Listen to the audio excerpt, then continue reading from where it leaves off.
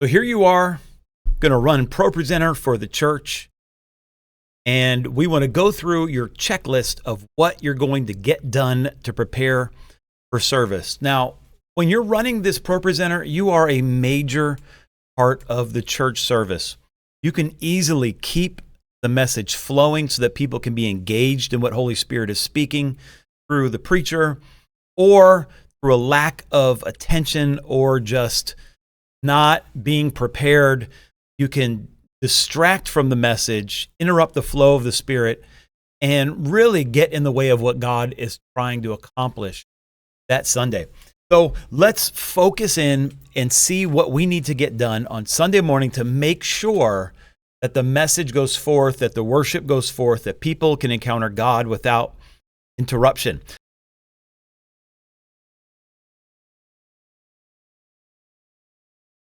So here you are, you're at the ProPresenter computer. It's fired up, you've turned it on. The first thing you want to notice is right here, there is updates available. You never want to update ProPresenter. It changes things and the setup may not work. Only let the production team leaders update ProPresenter once they've investigated it, make sure that it works. That's super important. The first thing you want to do, you want to look at all of our TVs to make sure that they're displaying what's supposed to be displaying. Obviously, the front of house, the ones that everybody's looking at, should have slides playing. And I'm going to show you right over here. You can select. It's easier just to look at them, but you want to look over at the computer that's doing the streaming, and you want to make sure that it is getting the graphics as well. You want to make sure that the stage screen is getting the time. But most of all, you actually want to look. You want to make sure both of the front of house TVs have the right graphics going up. You want to make sure that the confidence monitor that the worship team and the preacher looks at has the time. And you want to make sure that the video stream is getting these slides going to it. So that way we know that everything is set up properly and we can begin working. If it's all mixed, it's possible that you started the TVs after you started ProPresenter. It's important you have to have the TVs on first. So if they're all mixed up, if the wrong stuff is being displayed on the wrong thing, just close ProPresenter, turn it back on, and everything should be good.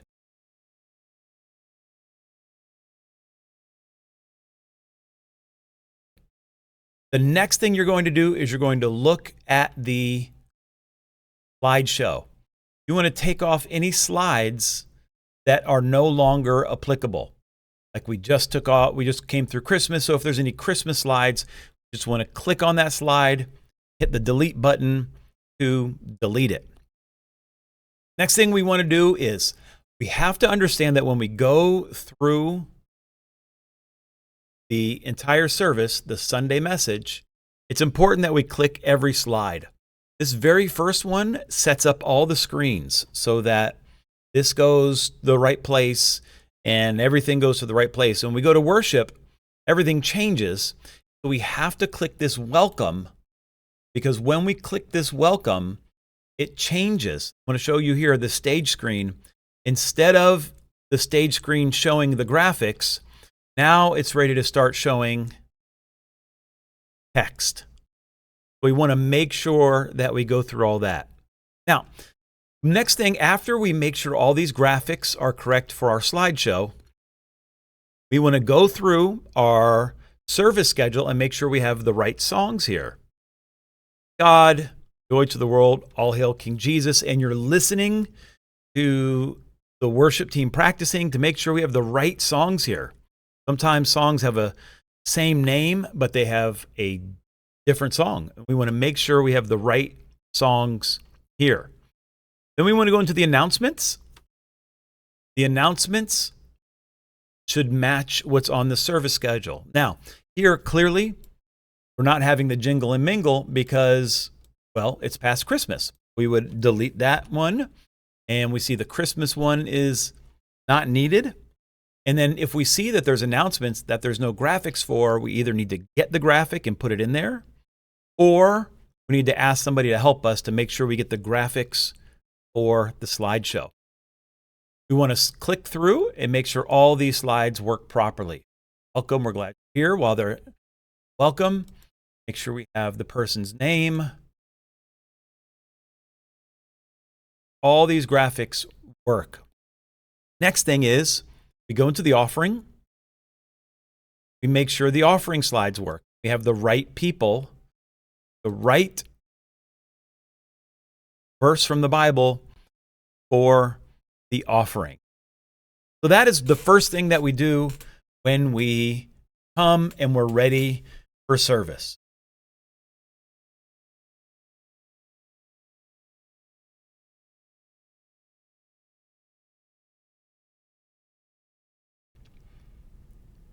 We're going to talk what it means to reflow our slides.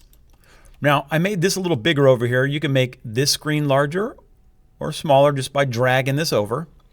But when you look over here in this corner over here, you can see you have three options. You can see what the church is seeing as audience. You can see what's being sent to the A10 Mini Pro, to our stream. And you can see what is on the confidence monitor in the back of the church. Now here, the slideshow is playing right now, and the worship team is seeing that, hey, we got to get on stage soon because church is going to start. Now, when we look at our worship songs, we have to make sure that the lyrics make sense to the church. Now watch this. We're going to go back to audience, and we're going to look at this song here, No One Like the Lord.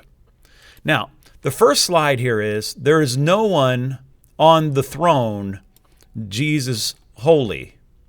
Now, there is no one on the throne doesn't make a whole lot of sense. It would make more sense to have a phrase on each line. So what we do is we go over here to reflow. Reflow lets us control how the lines go. So we would say there is no one on the throne, Jesus holy. Let's go back to show. Now look, there is no one on the throne, Jesus holy. That makes more sense. He is worthy of praise, honor, and glory. There is no one on the throne. Again, and so we want to go ahead and we want to make sure that these all flow better. And so we run through it and we see what the slides are going to look like as we fire them. Go back to show. Go to our song. Our song. Here we go. There is one on the throne. He is worthy of praise, honor, and glory. There is one on the throne, Jesus holy. He is worthy of praise, honor, and glory. And so, again, and seated on the throne, there is no one like the Lord. This is a slide we want to reflow. Now you can go into reflow, or you can go into quick edit here, right click, quick edit. There's no one, and seated on the throne, and no one like the Lord. That just makes sense. And him alone, there is no one like the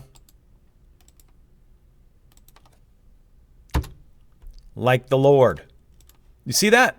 We call that reflow. And you want all your slides to make sense like that. And this entire song doesn't. While we're here, I just want to do a reminder, forgive my singing, but when we get to this Jesus holy, it's time to go to the next slide. There is one on the throne, Jesus holy. He is worthy of praise, honor, and glory. There is one on the throne, Jesus holy. He is worthy of praise, honor, and glory. We want to be ahead of the last couple words. And so when you come in on Sunday morning, as you're going through our list, when you go to reflow the songs, this is what you are looking for. Again, we can now go to the ATEM and see this is what we're sending out to the church online. And this is what we're sending, to our confidence monitor. You can't see it right now because it has to be triggered with this first. Now let me come back. And this is what they're seeing. Well, that makes sense.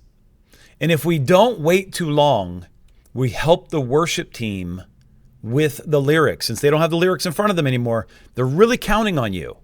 And so if you're late on it, they need to know what's coming next. There is one on the throne, Jesus, holy. He's worthy of praise. See, now they can be looking what's coming up. Honor, glory. So I hope that helps. And next, we'll go on to the next part of what we look at before service on Sunday.